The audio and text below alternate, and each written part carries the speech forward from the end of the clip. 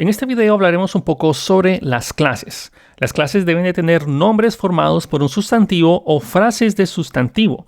Debemos de evitar nombres genéricos porque esto puede llevarnos a que las clases realicen demasiado trabajo o más trabajo que el que deberían de hacer.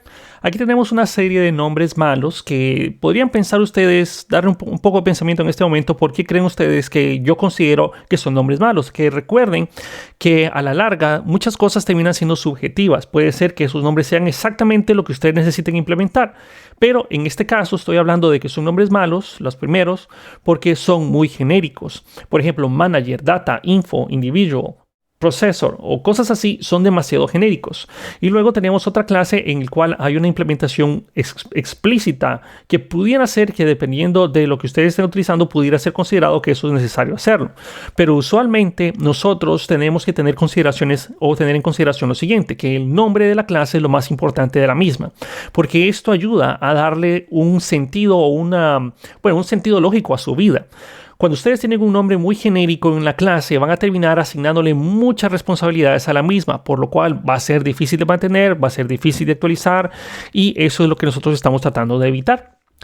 Nuevamente deben de estar formados por un sustantivo o frase de sustantivo y nuevamente no deben de ser demasiado genéricos porque si no, nuevamente caemos en lo mismo, van a tener demasiado trabajo.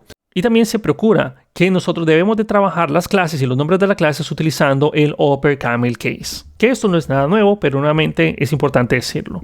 Usualmente para saber que un nombre es correcto en una clase o un nombre es bueno para una clase, nos podemos hacer estas tres preguntas. ¿Qué exactamente hace la clase? ¿Cómo exactamente esa clase realiza cierta tarea?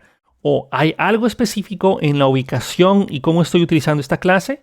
Y nuevamente, una regla que se aplica no solo para el nombre de las clases, se aplica en general para todo. Si algo no tiene sentido, lo podemos remover o refactorizarlo en su peor de los casos.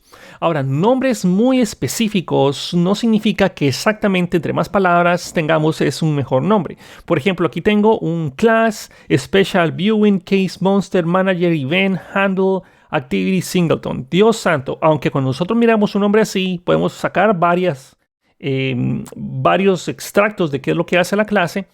Nuevamente, no es un muy buen nombre. Nosotros podríamos resumirlo tal vez a un caso de un Special Monster Manager, nada más. Algo así tal vez sería un mejor nombre. Pero a lo que voy aquí es que entre más palabras no significa que sea mejor el nombre. Haciendo un pequeño paréntesis, esto es algo que me dio mucha risa cuando yo trabajaba hace muchos años en Xcode, porque Xcode tiene unos nombres de funciones, pero no Xcode, perdón, Objective-C tiene unos nombres bastante extensos para sus funciones y para sus clases, que no está mal hasta cierto punto, pero nuevamente esto es algo difícil de leer, es algo difícil de ver, difícil de mantener, que es algo que nosotros tenemos que tratar de evitar. Y nuevamente tener un nombre tan largo significa que esto o esta clase va a recibir demasiadas funciones, demasiados métodos, demasiadas propiedades y vamos a terminar en un saco un solo saco, un mismo saco, un montón de responsabilidades que podríamos dividirlas en varios lugares. Dejémoslo hasta ese punto. Nuevamente son generalidades para nombres de las clases, que posiblemente esto no sea nada nuevo para muchos de ustedes, pero vamos a continuar con el siguiente video.